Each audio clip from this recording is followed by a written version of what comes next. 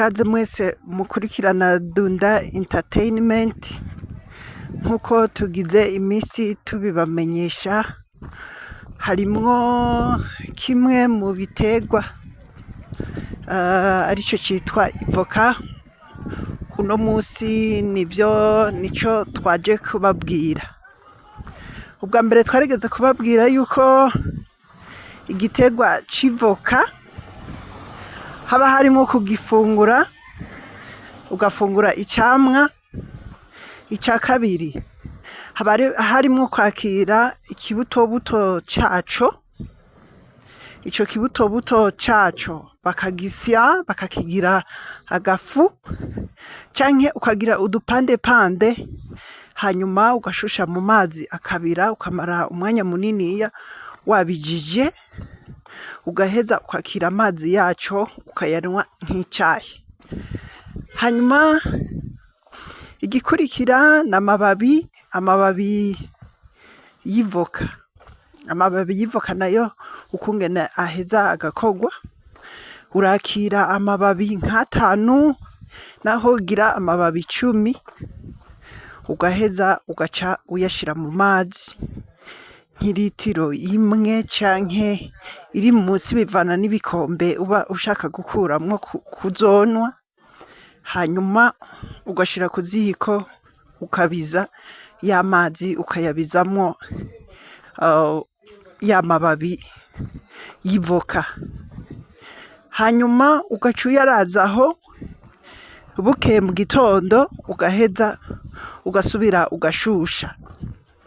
Usubiye gushusha ya mazi arimo ya mababi y'amavoka, uzosanga yarahindutse, usutse umenga ni umutobe ugomba kwirabura, canke ukagomba gusa n'amaraso azize, ushaka gusa n'agahama canke ukirabura, canke ukagomba gusa n'icayi ca mukaru.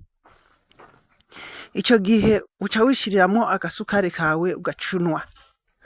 Iciza cavyo twarababwiye yuko icayi c'amavoka, c'amababi y'amavoka, canke icayi c'ibibuto vy'amavoka, twarababwiye yuko akenshi bizana amaraso. Ego birazana amaraso ku muntu aba yabura. Iciza cavyo nuko hakunwa icayi ca mukaru kirya dusanzwe tunwa c'amajani, wofuma unwa icayi c'amavoka kuko coco kiraheza kikazana amaraso. Rero uno musi tuje kubabwira kuvyerekeranye n'ivoka. Urya musoso w'ivoka murabizi yuko ivoka baritarika hanyuma rigasha. Rero ivoka bakarirya ryonyene, rikaba gifitiye umunyu waryo. Ivoka bararirya ku bifungurwa bisanzwe, ukamanyura ugatonora, hanyuma ugashira ku bijumbu, ugakoza na buri kimwe cose ugashobora gukoza.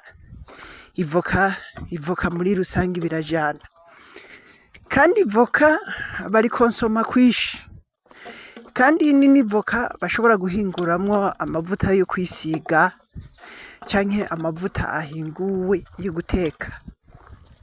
Ivyo vyose rero biraza kwerekana akamaro k'ivoka.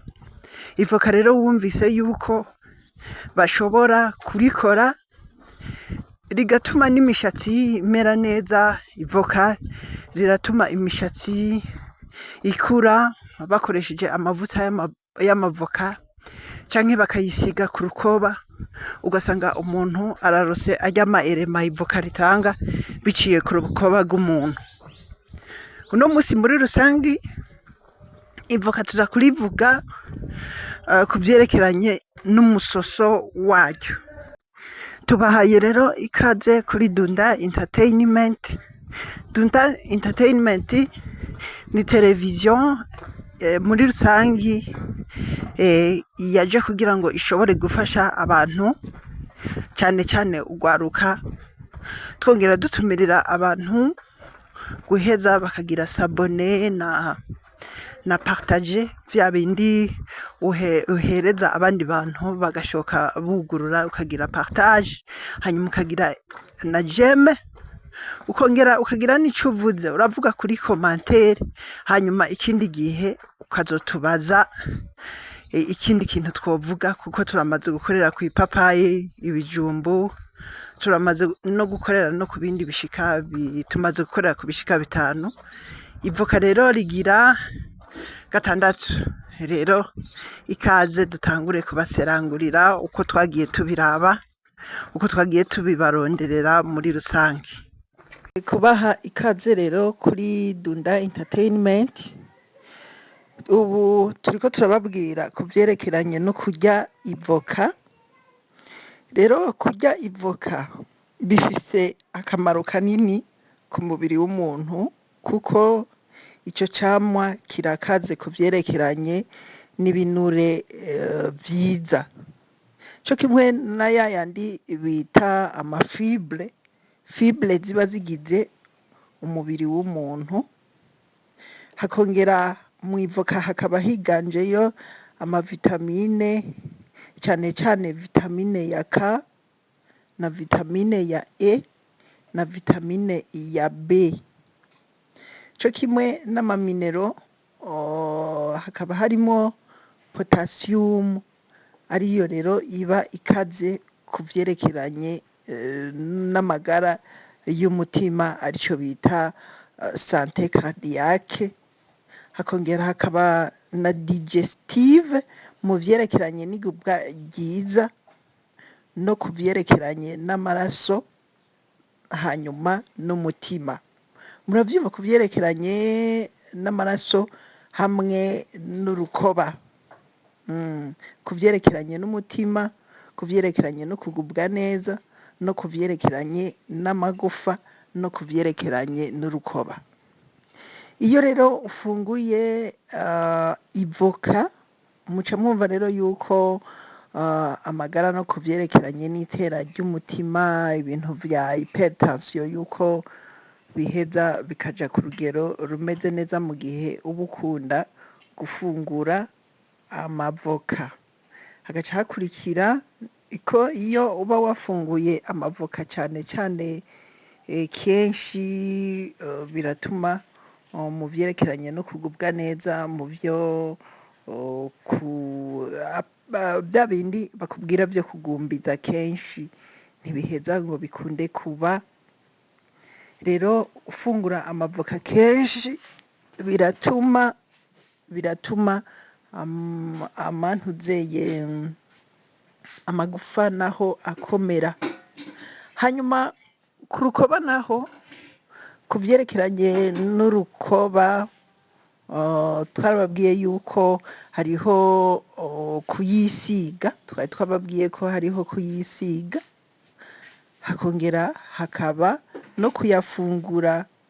Iyo ufungura amavoka, urukoba rwawe ruba rubomvye, ruba rumeze neza, birarurinda vya bindi vyo kumira k'umubiri, hamwe umenga wikoze kukamenga umenga uri ikintu, umenga n'igipapuro c'umubiri. Rero hakaba no kuyisiga, twababwiye ko amamesa ashobora gukorwamwo amavuta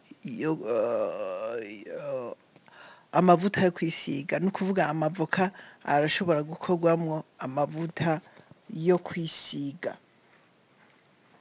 Rero dukomeje n'ikiganiro cacu, birafasha cane kandi kuregulariza imitsi.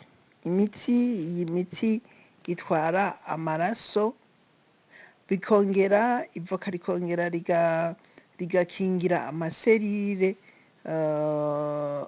twa turemangingo dutuma umuntu asaza.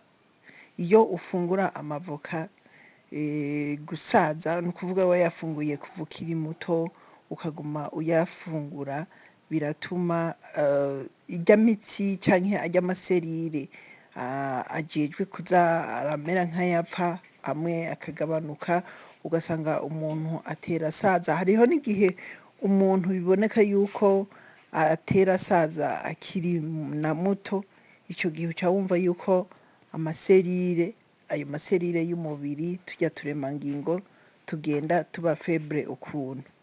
rero iyo ufungura amavoka biratuma ajya amaserire amera neza. Rero mu mavoka twasanze hariyo ikintu bita antioxidant. Antioxidant rero ziba ziri mu mavoka nizo zituma ayo maserire atera gusaza ataba akaze. Rero no kuvuga mu gifaransa ni protéger les cellules du vieillissement grâce à leurs propriétés antioxydantes. Gufungura amavoka rero haba harimo ibyiza byinshi. Nk'icyambere twagerageje kubabwira ku byerekeranye n'amagara y'umutima aricyo cyitwa santé cardiovasculaire. Rero ivoka rikaba rikungahaye cyane mu byerekeranye n'icyo bita acide gras, n'ibyerekeranye no kukungene usanga umubiri ubomvye aricyo cyitwa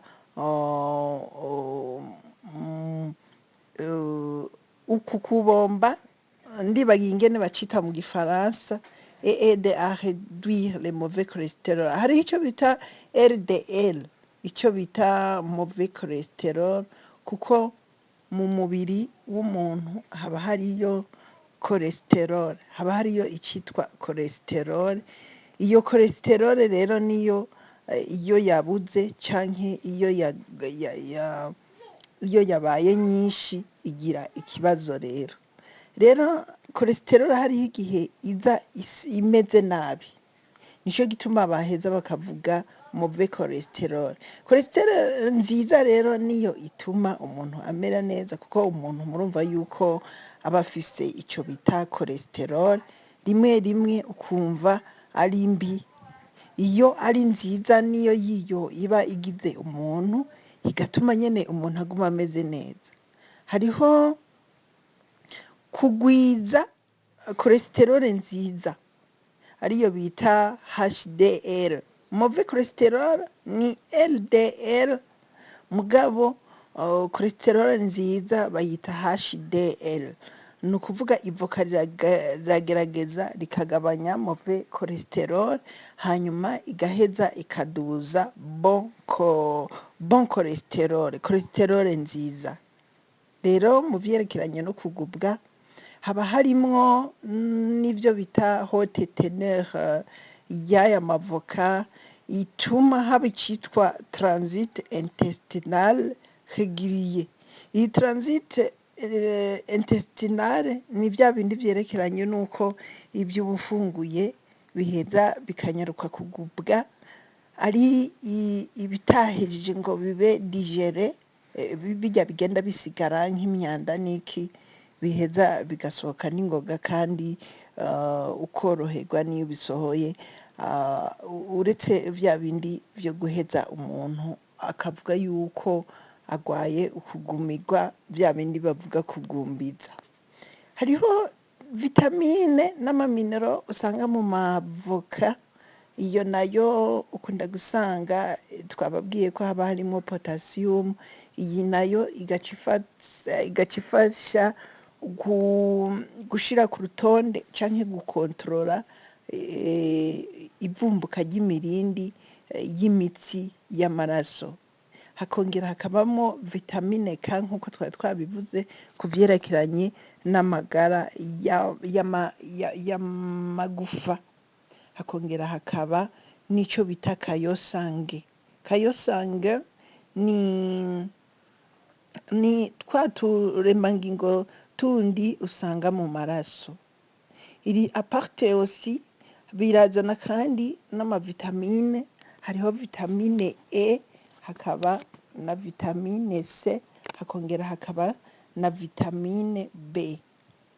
Ku byerekeranye na antioxidant rero, amavoka aratunze mu byerekeranye na antioxidant. Antioxidant ni hahandi mu mubiri ukunda gusanga hariyo imyanda ituma umuntu agira ibyo bita huyi. Amaoxida ku byerekeranye n'ivyuma ku cuma, oxida ku cuma ni bya bindi bakubwira ingesi. rero no mu mubiri w'umuntu nko mu mitsi canke mu maraso canke mu mushishito canke mu bindi bice hashobora kuza ingese. Izo ngese zikaba arizo zizotuma mu misi yindi uzogwara. Rero amavoka araza akoza umubiri, uwo mubiri ukavamwo yama oxida yose yari arimwo, vya bintu bibi vyose harimwo ibigresi, ibinure, hakabamwo n'ibindi vyinshi, ico gihe biragenda. Ayo maserire rero aba yapfuye atewe n'ayo ma oxida arashobora iyo uriye amavoka ayo maserire ashobora gutevya gusaza. Urumva bavuga yuko seserire ziba ziri mu mubiri wawe mu gihe ufungura amavoka, izo serire ziratuma gusaza bitanyaruka. Rero igihe umuntu uzobona ariko arasaza n'amaserire menshi azoba ariko araba febre, ayandi nayo uzosanga ariko arapfa. Ariyo mpamvu bakubwiye yuko les avocats protègent les cellules contre les dommages. Urumva amavoka aragabanya kwa kungene umubiri ugenda urapfa wankirika, hanyuma amaserire biratuma mu gifaransa bavuze ngo ces avocats peuvent ralentir le vieillissement cutané. Kwa kungene umuntu ubona asaza hakiri kare, muzomenye yuko aba ari amaserire amwe amwe aba ariko arapfa. Co kimwe na kwa kungene umuntu ubona agira imishatsi ikagenda irankirika ukuntu. Hariho ikindi batubwiye citwa hydratation de la peau. Kwa kungene umubiri w'umuntu ukunda gusanga woroshe, umeze neza, rimwe rimwe ugasanga umenga afise akantu k'akayashi nyene gake gake, vyerekana yuko umubiri wiwe utaba ugira ca kindi bita kumaguza. Bavuga kumaguza. Aya rero mu vyerekeranye n'ibifungurwa biri mw'ivoka arivyo bita les propriétés nourrissantes na hydratantes, mu vyerekeranye n'uku kungene ivoka rituma umuntu agira akabombera, agira kumva umenga arafise agapo kameze neza, birafasha mu gufasha urukoba kugira amagara meza. Nayo ubundi iyo ufise urukoba rwumiriye ni hahandi ushobora no kwisiga isabuni ntigufate, canke ukagira umushatsi, uwo mushatsi ukabona vy'ukuri yuko naho wisokoza umushatsi umenga urankirika ukuntu, umushatsi ucikagurika, umuntu ukabona agize ubuhanza akiri muto. Ego hariho igihe biba biva ku karonda. Bavuga ku karonda ni mu bintu vy'imiryango uko, aho umuntu naho aba ari mutoya ku myaka 15 ushobora kubona yazanye ubuhanza. Mugabo hariho igihe umuntu ashobora kuzana ubuhanza kubera kwankirika k'urukoba rwiwe. Uko kwankirika k'urukoba rwiwe rero y'amaserire niyo aba ariko arasa n'ayasaza, kandi amaserire iyo ashaje hariho amwe apfa, amaserire amwe agapfa, kandi amaserire iyo amwe yapfuye hariho menshi adaheza ngo avuke.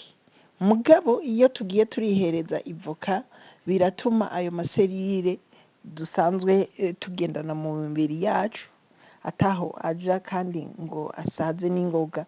Arico gituma baca bakubwira bati mu gihe uriko urafungura ivoka ku gihe canke ukarifungura igihe kinini, biragufasha yuko ya maserire adasaza ngo uce usaza nawe ku rukoba. Nibaza yuko muriko murantahura. Rero biragutuma iyo ufungura ivoka biragutuma udashobora kugira ibibazo bindi bitera urukoba biva muri exterieur. Ibintu biva muri exterieur ni kwa kungene umuntu iyo imvura iguye nk'akarorero, ukunda guca usanga uwo muntu agize ikibazo cy'urukoba akamerereza cyangwa ukumva ngo amibe yagize nte, ukabona urukoba ruriko ruragira ibibazo iyo habaye nk'agafenomene kanaka. Mugabo amavoka wayafunguye araza agatuma urukoba rushobora kurinda ibihe byose uba urimwo, byaba ibihe by'ici, byaba ibihe by'imbeho, byaba ibihe by'imvura, vyose ico gihe urukoba rurabirinda. Nico rero twavuze citwa hydratation de la peau. Hakaba ikibazo ikindi baheza bakakubaza ngo none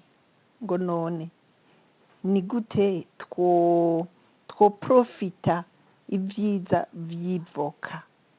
Guprofita ni kwa kungene nawe woza ukaronka amahirwe y'ivyiza biri mw'ivoka. Mu gifaransa co bavuze ngo comment profiter les bienfaits de l'avocat. Kugira ngo uprofite canke uronke ibyiza vy'ivoka, ica mbere nuko urirya ku rugero arico bita consommation équilibrée. Kubera ivoka risanzwe ata kibazo ritera ku muntu, arico gituma bavuga yuko l'avocat est très sain. Ivoka twovuga yuko ari igifungurwa kitigera gitera ingorane n'imwe umubiri w'umuntu. Murumva? Nka kurya bahora bakubwira ngo kurya umunyu mwinshi bitera ingorane, kurya amamesa menshi ni ingorane, kurya ivoka nayo, kurya amavoka menshi ntabwo harimwo ingorane, kiretse gusa iyo wariye menshi bikakurengera ushobora kugira ibintu vya diare kubera mu nda haca horoharoha, ugaca usanga ibyo mu nda vyabaye nabi nyene. Ariko kurya ivoka buri munsi biremewe. Sico kimwe nuko uwo kwakira isukari buri gihe ukaza uyikonsoma igihe cyose ngo ufise icayi. Rero isukari isanzwe iri mu mubiri nayo iraheza igaca ihurirana n'ino sukari artificielle uba uriko urarya, bigaca birema ikindi kintu. Arico gituma bakubwira bati wigerere gufungura isukari. Muga nta muntu n'umwe azokubwira ngo wigerere mu gufungura ivoka. Ryo nyene niryo rizokubwira riti warengeje, aho uca ugenda ukagira diare ukamara iminsi nyene. Yego, kubera iyo ufunguye ivoka ukafungura amavoka menshi, kubera aba agizwe n'amagrese, vya binure twababwira bimeze neza. Naho bimeze neza rero iyo uyafunguriye rimwe ukayafungura ari menshi, vya binure bica bigenda bigaca bikumerera nabi mu nda. Nayo ubundi ufungura nk'igipande c'ivoka buri munsi, ukarya imbere yo gufungura canke mu gufungura ugashira hejuru y'ibifungurwa canke ukarya inyuma, nta ngorane n'imwe bigutera kubera ntuba warengeje. Kuko mu gifaransa bavuga ngo tout excès est mauvais. Ukurenza ko igihe cose urengeje bikugirira ingaruka. Igihe uriye ugahaga ukarenza bikugirira ingaruka, unyoye ukarenza inzoga bikugirira ingaruka, utwaye imodoka ukarenza bikugirira ingaruka. Nico gituma bakubwira tout excès est mauvais. Rero n'ivoka iyo wariye menshi muri rusangi araheza akakugirira nabi, co kimwe nk'uko wonwa inzoga nyinshi zirimwo umwambiro, uzinyara nyinshi zikakugirira nabi. Mugabo unyoye nkeya ushobora kuzinwa bivanye n'ingene umutima wawe canke umutwe wawe uba uriko urazitwara. Rero n'ivoka nuko bavuga ko ivoka nta kintu na kimwe kibi ritera, n'abandi bagwayi bose urirose riragira. Kuko l'avoka bayita avoka calorique. Hariho amakalori aba ari mw'ivoka. Ayo makalori bagereranya n'ivoka rimwe, bakavuga bati mw'ivoka rimwe tuzosangayo kalori zingana gutya. Duteranije tukagira amavoka abiri tuzosangamo kalori zingana gutya.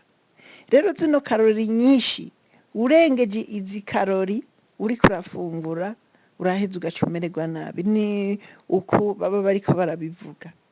Rero iyo wakiriye ivoka ukarifungura neza arico bita consommation modérée, haba hariho kuba ufise ibyo bita ibifungurwa bimeze neza kandi biri ku gihe. Ikindi gikurikira nuko bavuze prévention du noircissisme, prévention du noircissisme bifasha umubiri, ni kugira ngo bikurinde umubiri wawe kugira ibi bintu vyo kwiraburarabura. Urabona ko umuntu w'inzobe hariho igihe ushobora guhura nawe ugasanga umenga urukoba rwiwe rwirabuye, ugasanga umubiri wiwe wahindutse.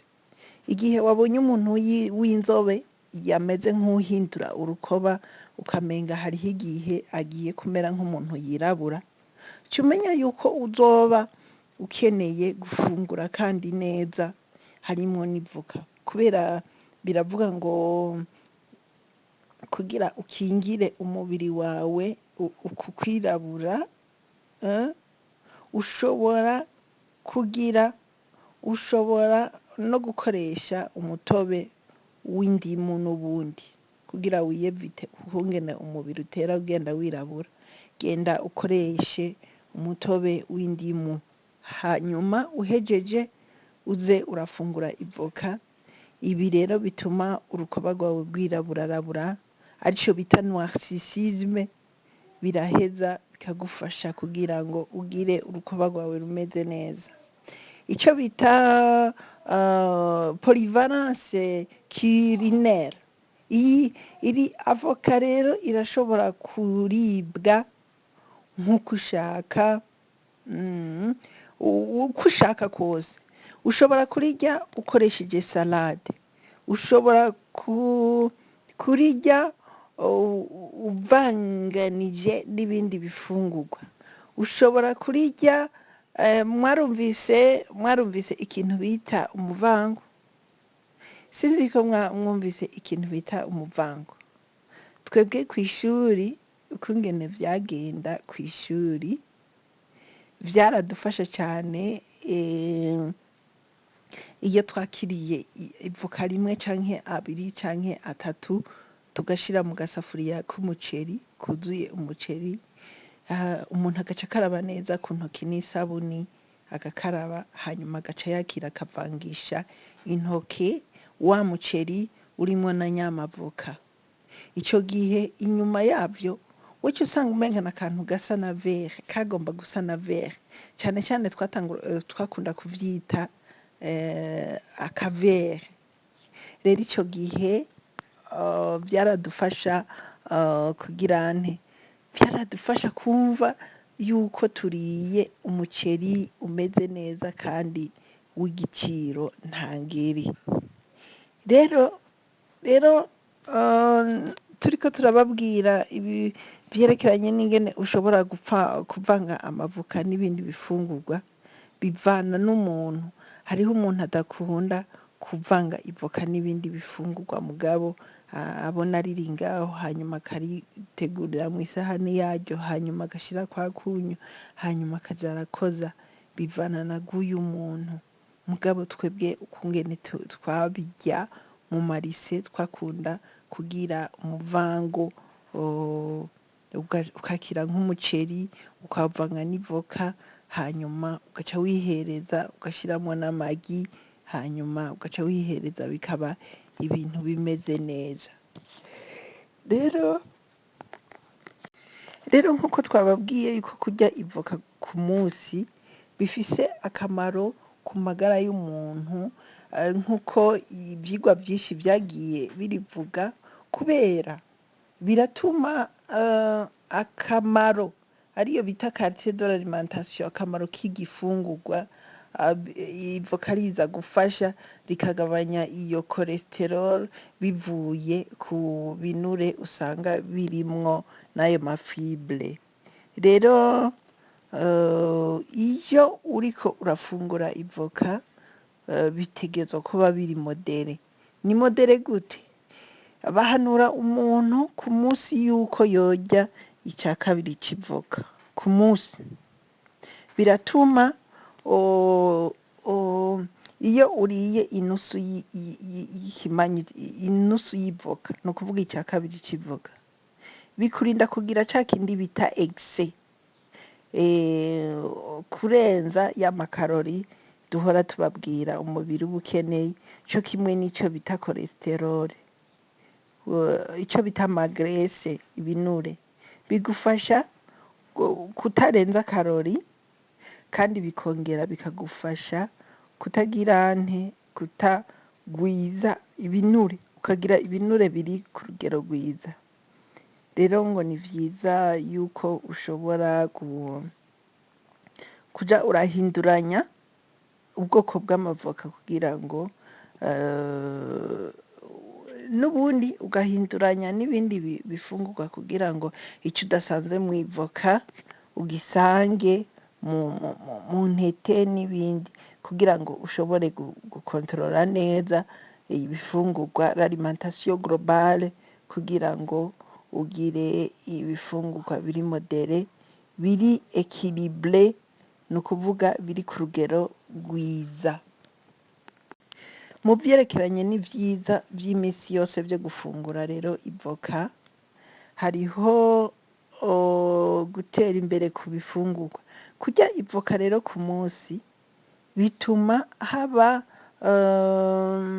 iciza c'ifunguro, bigatuma cholesterol imanuka, ya yindi twababwira mbi. Iyo cholesterol y'ivoka iraza igakontribuwa mu kugabanura cholesterol, kuko uzurabe cholesterol mu mubiri w'umuntu, umubiri w'umuntu burya uguma ukeneye cholesterol. Mu gihe cholesterol igiye hasi y'urugero baba bayikeneyeko, baraheza bakayiguteramwo. Nico ca gihe ugize imisi wumva yuko bagerageza kumutera cholesterol k'agashinge buri gihe, cane cane ku bantu bari diabetike, bagakunda kubatera kaya gashinge ka cholesterol. Igihe batanguye kuguteramwo cholesterol, uca umenya ko cholesterol umubiri wari ukeneye buri munsi iba yagabanutse. Mu gihe cholesterol nayo yaduze, ni hahandi uca usanga wagwaye n'ubundi. Bisaba yuko rero cholesterol ija ku rugero rusanzwe. Ivoka rero bavuga rero yuko riba ririmwo cholesterol iri modere, imeze neza, iri modere no kuvuga iri ku murongo mwiza wa nyawo. Rero ikindi batubwiye ko hariho ico bita riche nutritionnel. Mu vyerekeranye n'ingaburo, ivoka rirakungahaye cane, niyo mpamvu abantu batumirirwa kurifungura cane mu mafunguro yabo. Iyi avoka rero usanga igize fibre. Fibre novuga yuko ari twa tuntu tumeze nk'amatisi, ni nka kurya uhora ubona kurya kuntu abantu bajisha inyuzi bakazikuramwo nk'umupira bakagirana. Amafibre nayo niyo aheza kubaka inyama ku yindi, inyama ku yindi. Sinzi uko nobisigura neza. Rero mugabo hakaba harimwo vitamine yitwa B9, hakabamwo vitamine E, hakabamwo amaminero, hakabamwo ico bita potassium, kandi bigatuma haba n'ibi vy'ama-acide gras, ibi bituma urukoba rw'umuntu rumera neza, kandi bigatuma n'umutima w'umuntu umera neza. Hakaba n'ivyiza ku vyerekeranye n'amagara y'umuntu, oculaire, amagara mu vyerekeranye no kuraba neza, ico bita vue, ico vyita santé oculaire, santé oculaire. Iyo santé oculaire rero habamwo ico bita antioxydant. Ico bita antioxydant hari ikindi ntobasigurira mu Kirundi usanga muri ayo ma antioxydant ari mu mavoka, ico bita lutéine, ukongera ugasangamwo ico bita zeaxanthine usanga mu ivoka bigatuma bikingira amaso, arico gituma bakubwiye yuko haba harimwo la santé oculaire mu vyerekeranye no kuraba. Aya ma antioxida rero dusanga mu ivoka hariho yo bita luteine, ndasubiramwo, hariho n'iyindi bita zeaxanthine. Ivyo rero biratuma ijisho ryawe rikunda kuba riri protege. Ego nkuko rero biba bimeze neza, avoka yawe iba irimwo n'ibindi vy'amakarori. Twabibabwiye yuko ivoka rero muri rusangi riratuma umuntu n'ubundi atagira allergie. Allergie muramaze kuzumva yuko n'umwana ari mu nda ashobora kugira allergie, ariko cane cane abana bavutse mu kugira allergie ukabona azanye uduherehere, n'umuntu rero aragira amallergie. Ayo mallergie ugasanga urukoba rwabenje, ugasanga rwaje kubuherehere, ugasanga mu gitsina canke ugasanga mu kanwa canke ugasanga mu mihogo n'ahandi hantu hose ku mubiri w'umuntu. Nta hantu namwe hataba ibi bita amallergie. Rero izo allergie ugasanga umuntu zamugiriye nabi, ugasanga umuntu zamugize ikindi kintu. Rero mwivoka dushaka kubabwira ibintu bitanu mu vyerekeranye n'ivyiza vya avoka, arivyo bita avantage pour la santé humaine. Ivoka rero rifise ivyiza vyinshi. Ivoka rigira ivyiza vyinshi muri rusange. Ivoka nk'uko twagiye tubibahanura, muraheza mukarishira mu vyo bita dessert, passant par les boissons frappées. Ivoka murashobora kurigira nka dessert, mukarigira kwa kungene ufata nk'itomati ukayirapa ukarishira mu ntuze mu kamashini. Erega n'intuze wegira ukunyene. N'ivoka urashobora kurishira muri twa twuma dutuma intuzeye ivoka rishobora kumera nk'ibivuruguvurugu ukuntu, naho nyene ukarya mu madessert. Bakubwira ngo dessert en passant par les boissons frappées. Iyi avoka rero irashobora kuza nk'igifungurwa kiri sain, kimeze neza mu bisanzwe. Biba bifise ico bita atout nutritionnel de ce fruit, ni vyinshi. Ivyiza rero vy'iyo ntuzeye uzosanga ari vyinshi cane. Ariyo mpamvu rero dukomeza tubabwira tuti kunda gufungura amavoka. Ego mu vyerekeranye n'amavoka rero turaza kuberekera hamwe avantage, vyerekeranye n'ivyiza bitanu vy'ivoka. Ivyo rero turahera kuri ya makarori dusanga mu mavoka. Mu ivoka muri mu magarama 80 y'ivoka haba hariyo kilokarori 152. Mu magarama 80 y'ivoka dusangayo kilokarori 152. Hanyuma mu magarama 80 y'ivoka dusangayo igarama 5 za proteine ndemamubiri. Mu magarama 80 y'ivoka dusangayo amagarama 6 ya lipide ntanganguvu canke insanganyangaburo. Mu magarama 80 y'ivoka dusangayo amagarama 6 ya fibre. Dusangayo amagarama 6 ya lipide, dusangamwo amagarama 5 ya glycide, tugasangamwo amagarama 6 ya fibre, tugasangamwo amamiligarama 360 ya potassium, tugasangamwo amamiligarama 56 ya vitamine E, ni ukuvuga mu magarama 80 gusa y'ivoka. Tukongera tugasimba tukagenda ku vyerekeranye n'ivyiza vy'ivoka ku buzima no ku magara y'umuntu. Amavoka rero ari riche en nutriments. Nutriments ni ku vyerekeranye n'ibifungurwa, aho ushobora gusanga iryo voka rikungahaye mu vyerekeranye n'ingaburo, arico gituma tuvuga yuko ari excellent ku vyerekeranye n'ibinure vyiza. Ibi binure arivyo bituma umubiri w'umuntu ugira akabombera, ukongera ugasangamwo na vitamine E, hakongera hakabamwo ico bita une bonne source de folate. Rero amavoka niyo atanga ico bita fibre soluble, co kimwe n'ayandi n'ibindi vyamwa, bikongera bikagira amaminero menshi, hakabamwo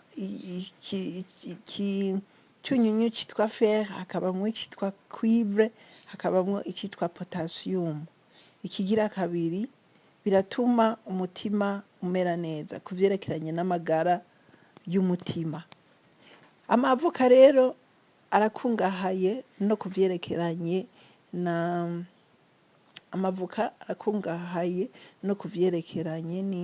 n'ibinure, kuko 60% vy'ibinure bituma umuntu bituma umuntu abomba biri mw'ivoka. Bifasha kandi n'urukoba, bifasha n'umuntu kwirinda ingwara z'umutima, hanyuma bikagabanura ico bita pression arterielle, iturika ry'imitsi. Rero ils sont également excellentes, ni vyiza kandi ku vyerekeranye na potassium, ico bita folate na fibre. Hanyuma ivyo vyose bikaba ari ivy'ingenzi ku mutima, nico bita système cardiovasculaire, système y'umutima. Ica gatatu, bigufasha kugabanura cholesterol mbi mu mubiri w'umuntu. Mu vyerekeranye n'amavuta atangwa n'ivoka, harimwo ico bita acide aleique na acide linoleique. Ibi binure rero bitaba bikwiye, bigerageza kuba biriko birafashwa n'ivoka ku vyerekeranye n'ingaburo ikwiye, kugira bifashe gushira ku murongo iyo cholesterol. Ica gatanu,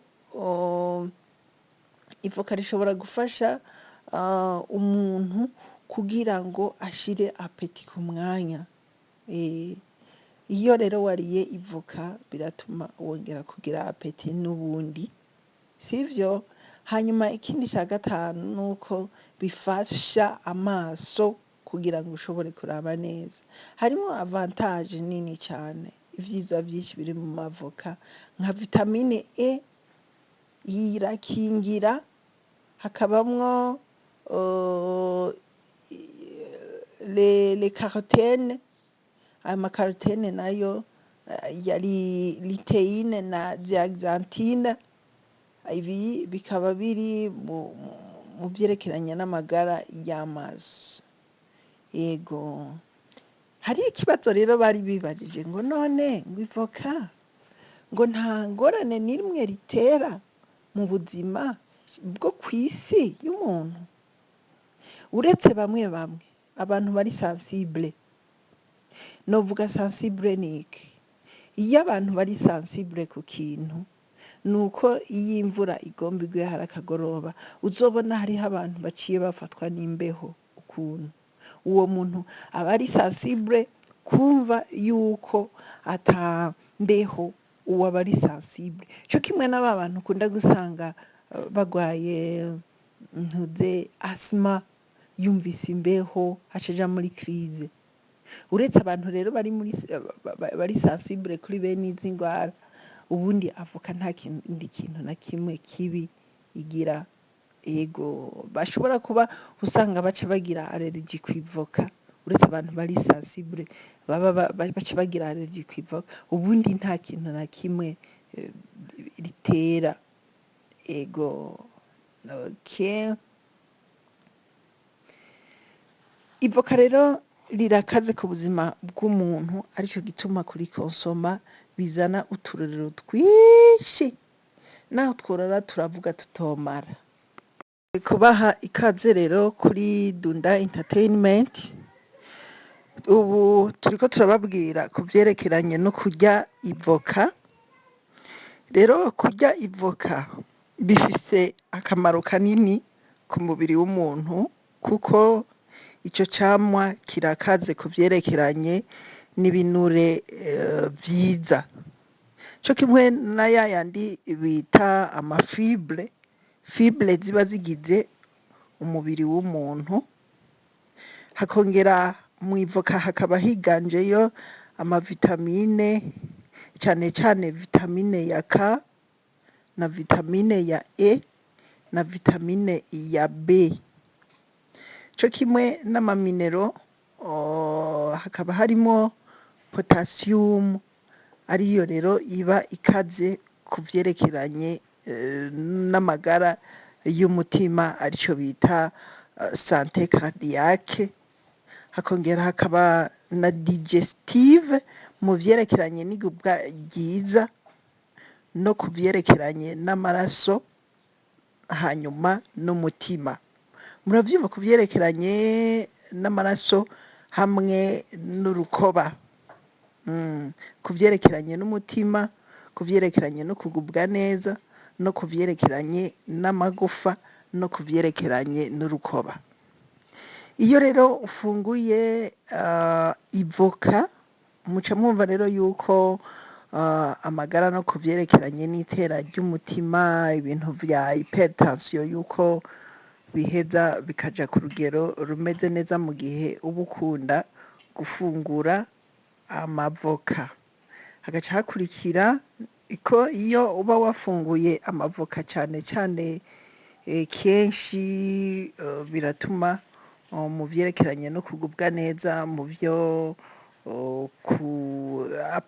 bya bindi bakubwira vyo kugumbiza kenshi ntibiheza ngo bikunde kuba.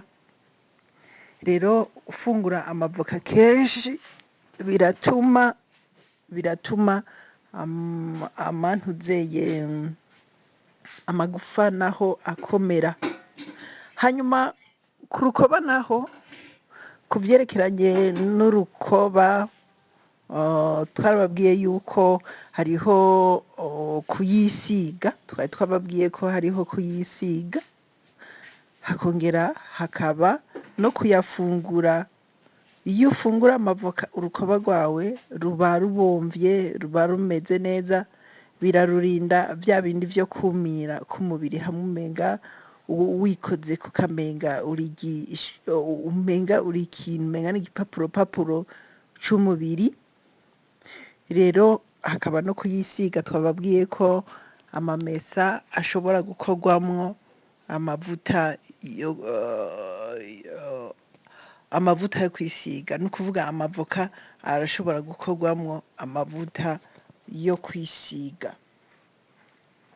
Rero dukomeje n'ikiganiro cacu, birafasha cane kandi kuregulariza imitsi.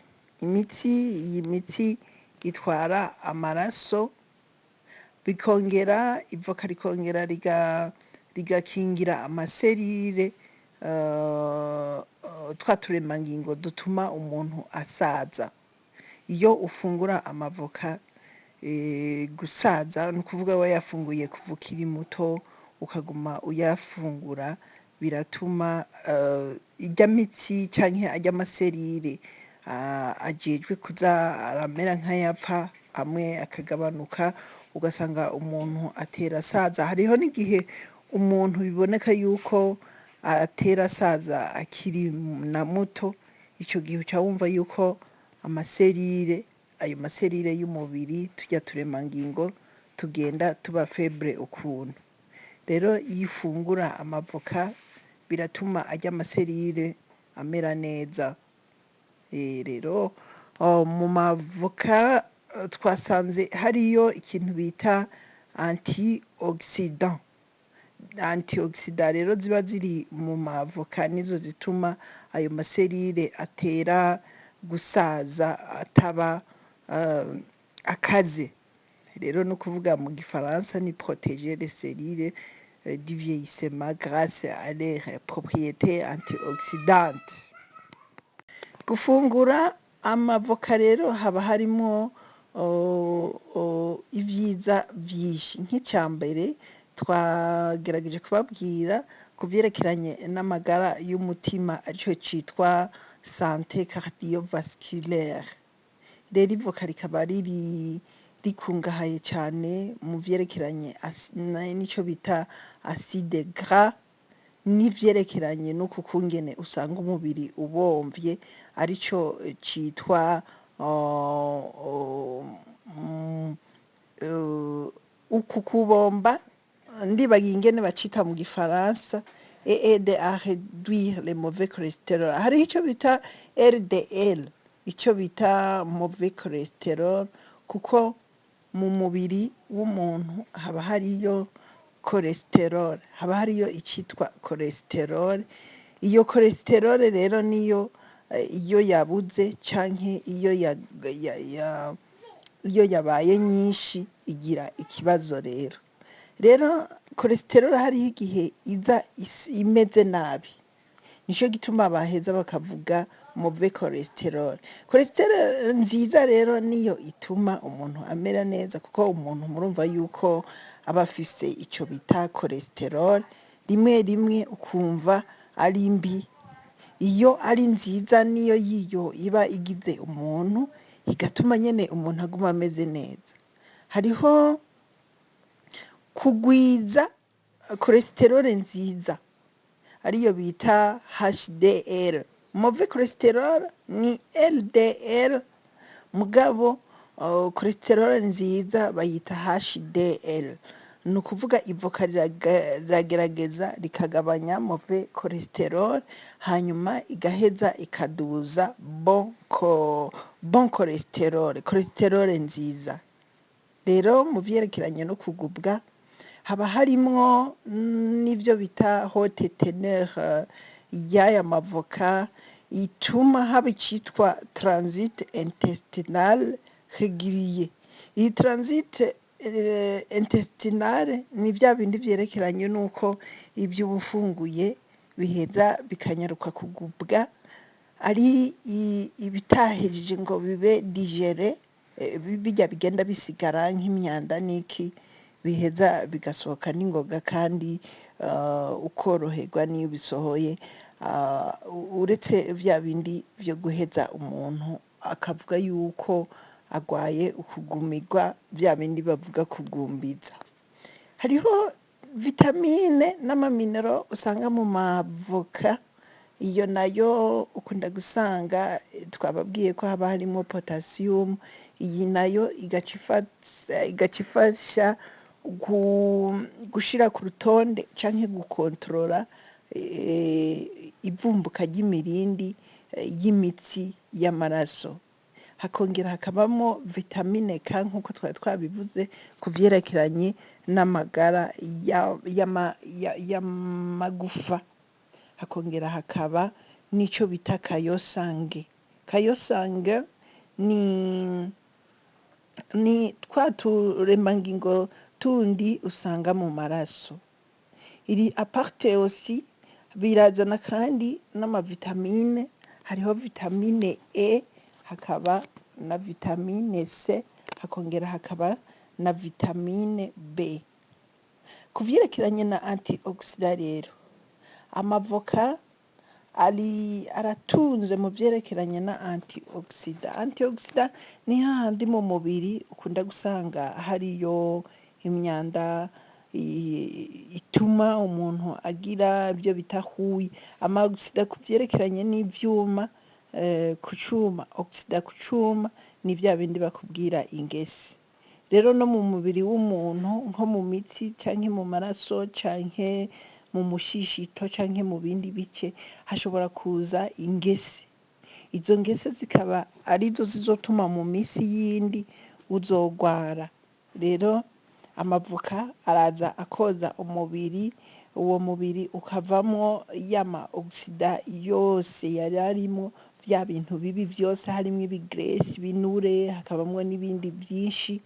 Ico gihe biragenda, ayo maserire rero aba yapfuye atewe n'ayo ma oxida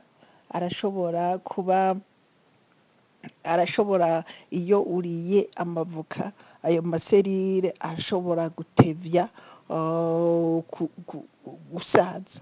Urumva bavuga yuko seserire ziba ziri mu mubiri wawe mu gihe ufungura amavoka, izo serire ziratuma gusaza bitanyaruka.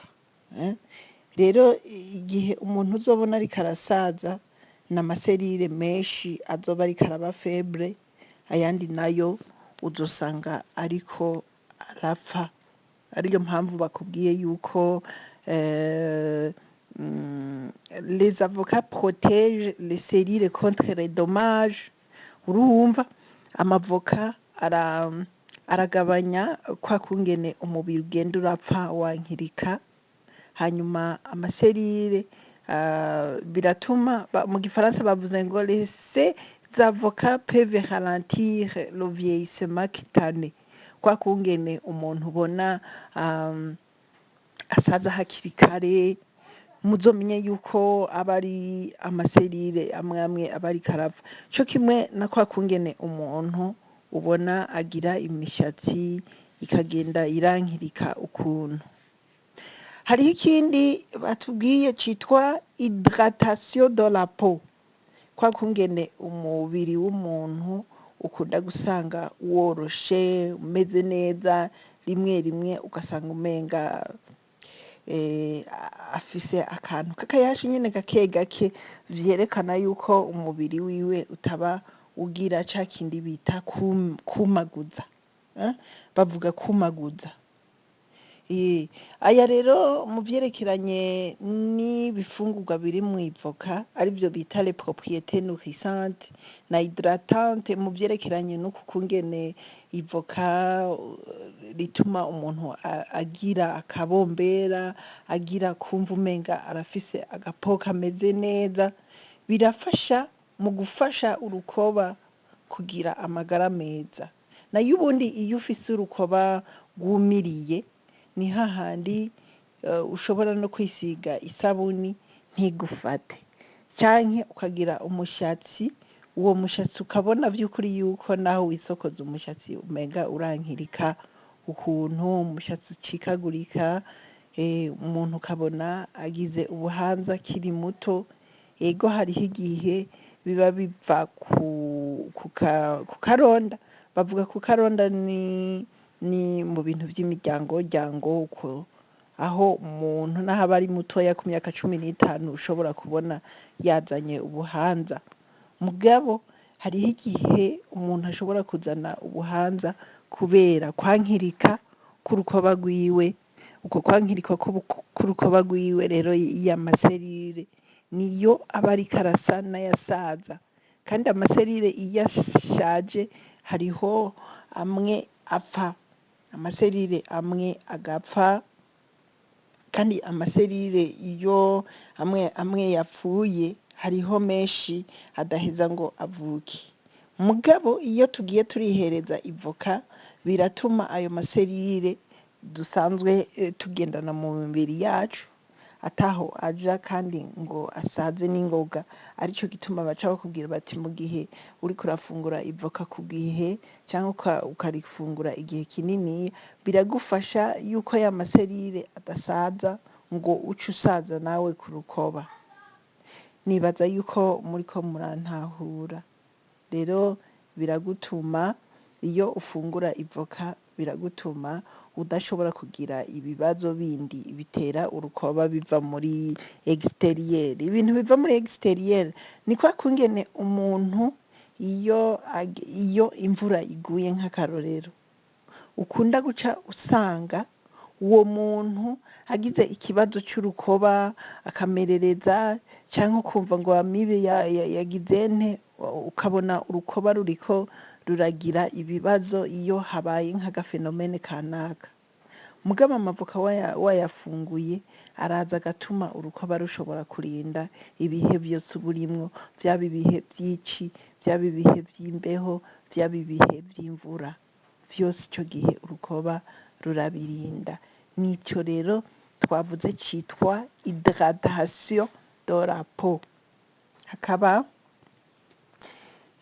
ikibazo ikindi baheza bakakubaza ngo none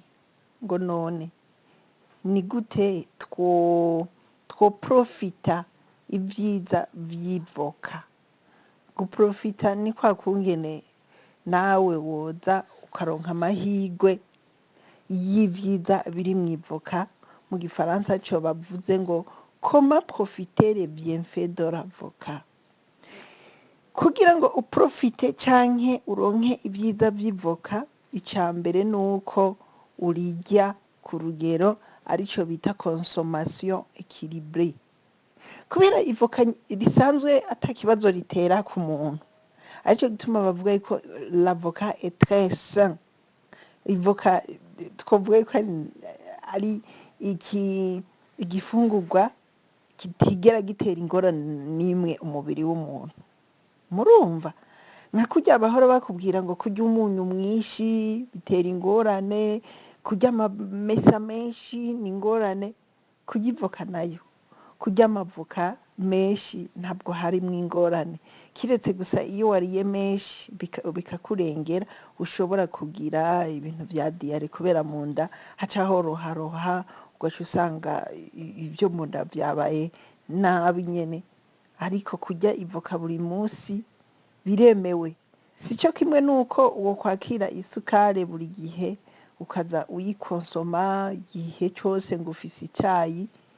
Rero isukari isanzwe iri mu mubiri nayo iraheza igaca ihurirana n'ino sukari artificielle uba uriko urarya, bigaca birema ikindi kintu. Arico gituma bakubwira bati wigerere gufungura isukari.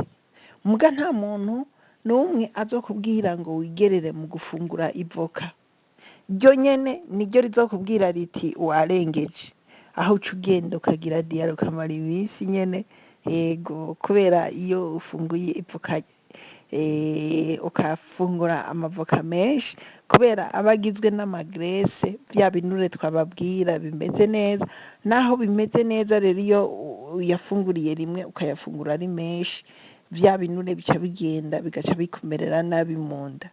Nayo ubundi ufungura nk'igipande c'ivoka buri munsi, ukarya imbere yo gufungura canke mu gufungura ugashira hejuru y'ibifungurwa canke ukarya inyuma, nta ngorane n'imwe bigutera kubera ntuba warengeje.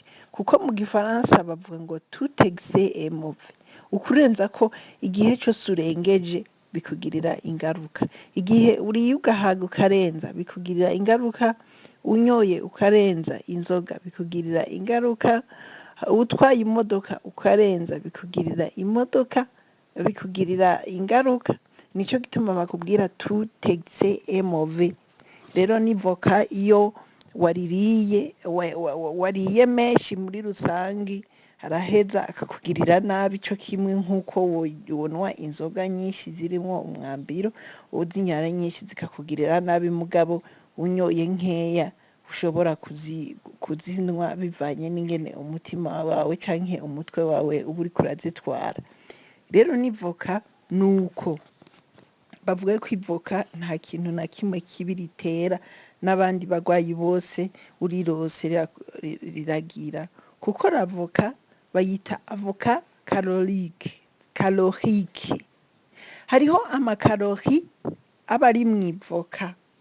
Ayo makarori bagereranya n'ivoka rimwe, bakavuga bati mw'ivoka rimwe tuzosangayo karori zingana gutya. Duteranije tukagira amavoka abiri tuzosangamo karori zingana gutya. Rero zino karori nyinshi urengeje izi karori uriko urafungura uraheza ugaca umererwa nabi. Ni uku baba bariko barabivuga. Rero iyo wakiriye ivoka ukarifungura neza arico bita consommation modérée, haba hariho kuba ufise ibyo bita ibifungurwa bimeze neza kandi biri ku gihe. Ikindi gikurikira nuko bavuze présentation du noircissisme, prévention du noircissisme. Bifasha umubiri, ni kugira ngo bikurinde umubiri wawe kugira ibi bintu vyo kwiraburarabura. Urabona ko umuntu w'inzobe hariho igihe ushobora guhura nawe ugasanga umenga urukoba rwiwe rwirabuye, ugasanga umubiri wiwe wahindutse. Igihe wabonye umuntu w'inzobe yameze nk'uhindura urukoba ukamenga hariho igihe agiye kumera nk'umuntu yirabura, umenya yuko uzoba ukeneye gufungura kandi neza harimo n'ivoka, kubera biravuga ngo kugira ukingire umubiri wawe uku kwirabura, ushobora no gukoresha umutobe w'indimu n'ubundi kugira wiyevite ukungene umubiri utera ugenda wirabura. Genda ukoreshe umutobe w'indimu, hanyuma uhejeje uze urafungura ivoka. Ibi rero bituma urukoba rwawe rwiraburarabura, arico bita noircissisme, biraheza bikagufasha kugira ngo ugire urukoba rwawe rumeze neza. Ico bita polyvalence culinaire, iri avoka rero irashobora kuribwa nk'uko ushaka, uko ushaka kose. Ushobora kurirya ukoresheje salade, ushobora kurirya uvanganije n'ibindi bifungurwa, ushobora kurirya mwarumvise ikintu bita umuvango? Sinzi ko mwumvise ikintu bita umuvango. Twebwe kw'ishuri ukungene vyagenda kw'ishuri vyaradufasha cane, iyo twakiriye ivoka rimwe canke abiri canke atatu tugashira mu gasafuriya k'umuceri kuzuye umuceri, umuntu agaca akaraba neza ku ntoki n'isabuni, agakaraba hanyuma agaca yakira akavangisha intoke wa muceri urimwo na nyamavoka. Ico gihe inyuma yavyo waca usanga umenga n'akantu gasa na vert, kagomba gusa na vert, cane cane twakunda kuvyita akavert. Rero ico gihe vyaradufasha kugira nte, vyaradufasha kumva yuko turiye umuceri umeze neza kandi w'igiciro ntangere. Rero turiko turababwira ibi vyerekeranye n'ingene ushobora kuvanga amavoka n'ibindi bifungurwa, bivana n'umuntu. Hariho umuntu adakunda kuvanga ivoka n'ibindi bifungurwa, mugabo abona riri ngaho hanyuma akaritegurira mw'isahani yaryo, hanyuma agashira kwa kunyu, hanyuma akaja arakoza. Bivana na guyu muntu, mugabo twebwe ukungene twabirya mu marise twakunda kugira umuvango, ukakira nk'umuceri ukavanga n'ivoka, hanyuma ugaca wihereza ugashiramwo n'amagi, hanyuma ugaca wihereza, bikaba ibintu bimeze neza. Rero nk'uko twababwiye yuko kurya ivoka ku munsi bifise akamaro ku magara y'umuntu, nk'uko ivyigwa vyinshi vyagiye birivuga, kubera biratuma akamaro ariyo bita quartier de l'alimentation, akamaro k'igifungurwa, ivoka riza gufasha rikagabanya iyo cholesterol bivuye ku binure usanga birimwo n'ayo mafibre. Rero iyo uriko urafungura ivoka bitegezwa kuba biri modere. Ni modere gute? Bahanura umuntu ku munsi yuko yorya ica kabiri c'ivoka ku munsi. Biratuma iyo uriye inusu y'ikimanyu, inusu y'ivoka, ni ukuvuga icya kabiri c'ivoka, bikurinda kugira ca kindi bita egise, kurenza ya makarori duhora tubabwira umubiri uba ukeneye, co kimwe n'ico bita cholesterol, ico bita magrese, ibinure, bigufasha kutarenza karori, kandi bikongera bikagufasha kutagwiza ibinure, ukagira ibinure biri ku rugero rwiza. Rero ngo ni vyiza yuko ushobora kuja urahinduranya ubwoko bw'amavoka kugira ngo n'ubundi ugahinduranya n'ibindi bifungurwa kugira ngo ico udasanze mw'ivoka ugisange mu ntete n'ibindi, kugira ngo ushobore gukontorora neza ibifungurwa, l'alimentation globale, kugira ngo ugire ibifungurwa biri modere, biri équilibré, ni ukuvuga biri ku rugero rwiza. Mu vyerekeranye n'ivyiza vy'imisi yose vyo gufungura rero ivoka, hariho gutera imbere ku bifungurwa. Kurya ivoka rero ku munsi bituma haba iciza c'ifunguro, bigatuma cholesterol imanuka, ya yindi twababwira mbi. Iyo cholesterol y'ivoka iraza igakontribuwa mu kugabanura cholesterol, kuko uzurabe cholesterol mu mubiri w'umuntu, umubiri w'umuntu burya uguma ukeneye cholesterol. Mu gihe cholesterol igiye hasi y'urugero baba bayikeneyeko, baraheza bakayiguteramwo. Nico ca gihe ugize imisi wumva yuko bagerageza kumutera cholesterol k'agashinge buri gihe, cane cane ku bantu bari diabetike, bagakunda kubatera kaya gashinge ka cholesterol. Igihe batanguye kuguteramwo cholesterol, uca umenya ko cholesterol umubiri wari ukeneye buri musi iba yagabanutse. Mu gihe cholesterol nayo yaduze, ni hahandi uca usanga wagwaye n'ubundi. Bisaba yuko rero cholesterol ija ku rugero rusanzwe. Ivoka rero bavuga rero yuko riba ririmwo cholesterol iri modere, imeze neza, iri modere no kuvuga iri ku murongo mwiza wa nyawo. Rero ikindi batubwiye ko hariho ico bita riche nutritionnel. Mu vyerekeranye n'ingaburo, ivoka rirakungahaye cane, niyo mpamvu abantu batumirirwa kurifungura cane mu mafunguro yabo. Iyi avoka rero usanga igize fibre. Fibre novuga yuko ari twa tuntu tumeze nk'amatisi, ni nka kurya uhora ubona kurya kuntu abantu bajisha inyuzi bakazikuramwo nk'umupira bakagirana. Amafibre nayo niyo aheza kubaka inyama ku yindi, inyama ku yindi. Sinzi uko nobisigura neza.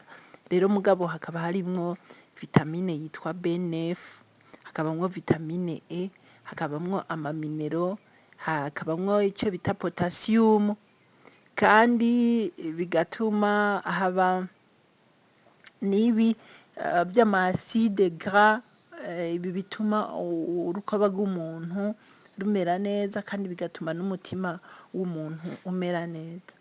Hakaba n'ivyiza ku vyerekeranye n'amagara y'umuntu, oculaire, amagara mu vyerekeranye no kuraba neza, ico bita vue, ico vyita santé oculaire, santé oculaire. Iyo santé oculaire rero habamwo ico bita antioxydant. Ico bita antioxydant hari ikindi ntobasigurira mu Kirundi usanga muri ayo ma antioxydant ari mu mavoka, ico bita lutéine, ukongera ugasangamwo ico bita zeaxanthine usanga mw'ivoka, bigatuma bikingira amaso, aricyo gituma bakubwiye yuko haba harimwo la santé oculaire mu byerekeranye no kuraba. Aya ma antioxida rero dusanga mu ivoka, hariho iyo bita luteine, ndasubiramwo, hariho n'iyindi bita zeaxanthine. Ivyo rero biratuma ijisho ryawe rikunda kuba riri protege.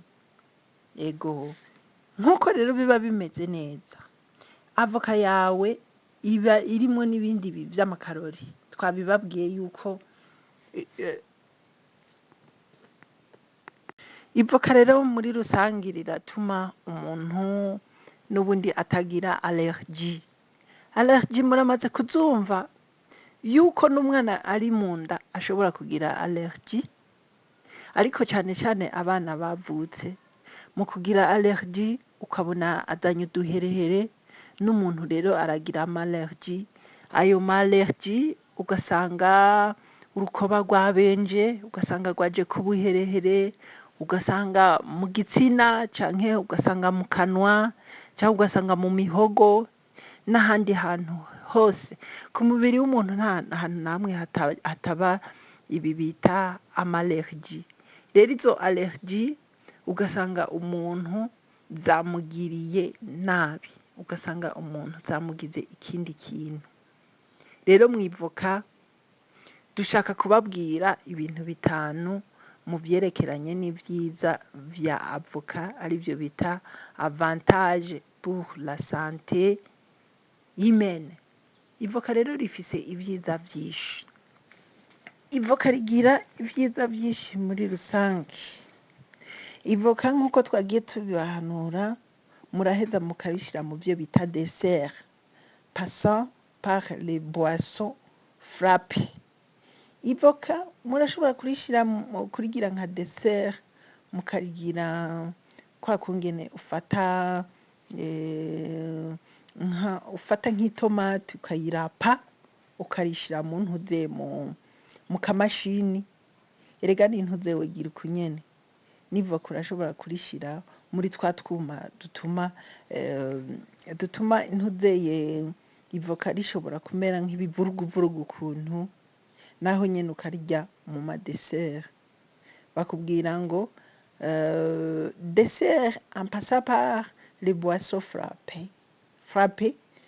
Iyi avoka rero irashobora kuza nk'igifungurwa kirisa kimeze neza mu bisanzwe.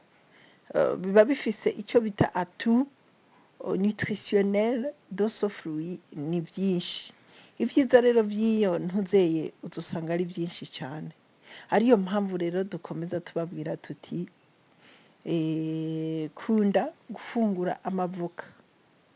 Yego, mu byerekeranye n'amavoka rero turaza kuberekera hamwe avantage, byerekeranye n'ibyiza bitanu by'ivoka.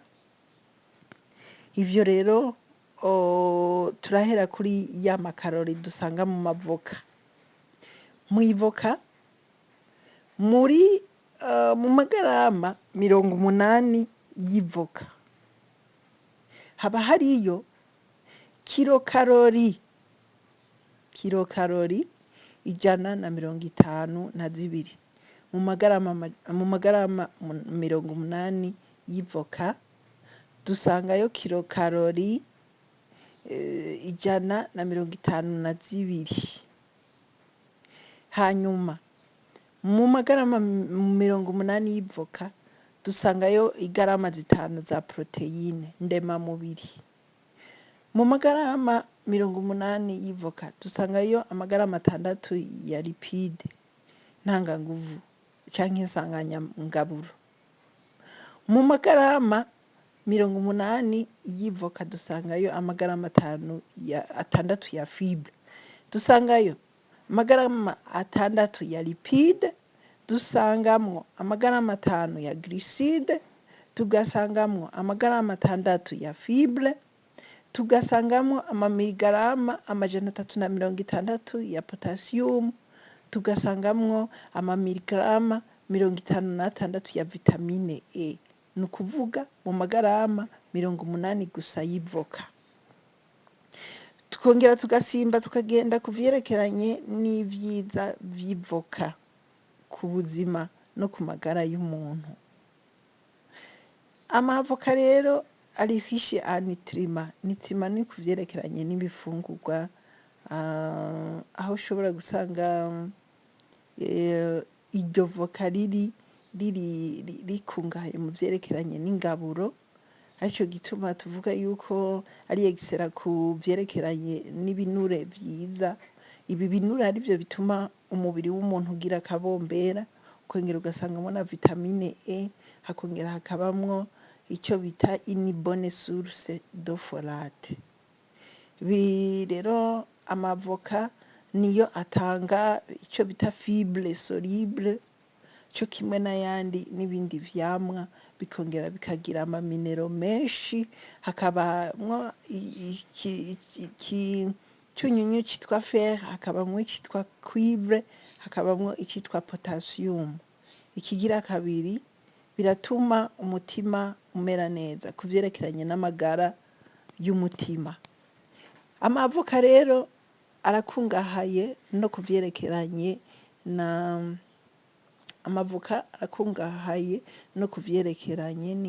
n'ibinure, kuko 60% vy'ibinure bituma umuntu bituma umuntu abomba biri mw'ivoka.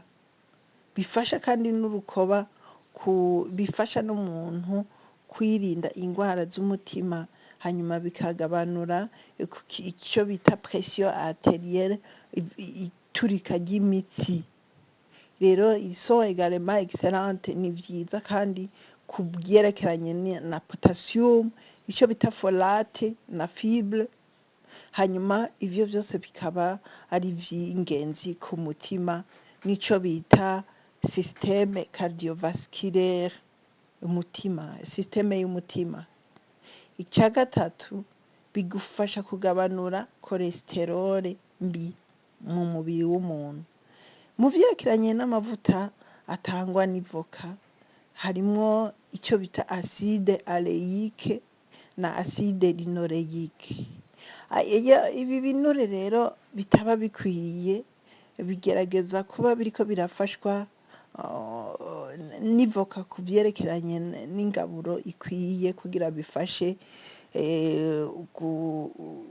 gushira ku murongo iyo cholesterol. Ica gatanu,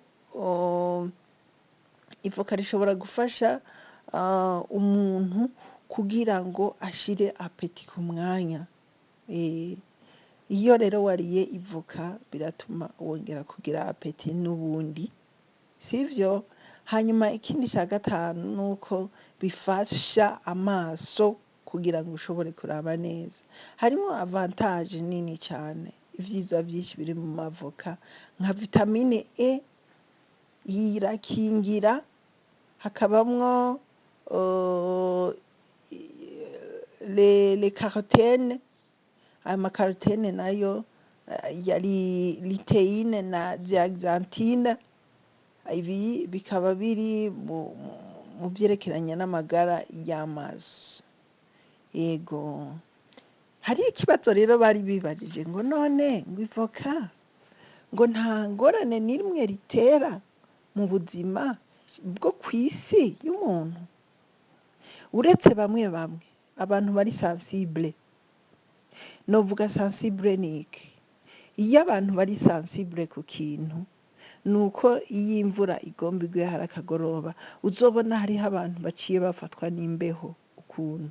Uwo muntu aba ari sensible kumva yuko ata mbeho, uwo aba ari sensible. Co kimwe n'aba bantu ukunda gusanga bagwaye asthma, yumvise imbeho acaja muri crise. Uretse abantu rero bari sensible kuri bene izi ngwara, ubundi avoka nta kindi kintu na kimwe kibi igira.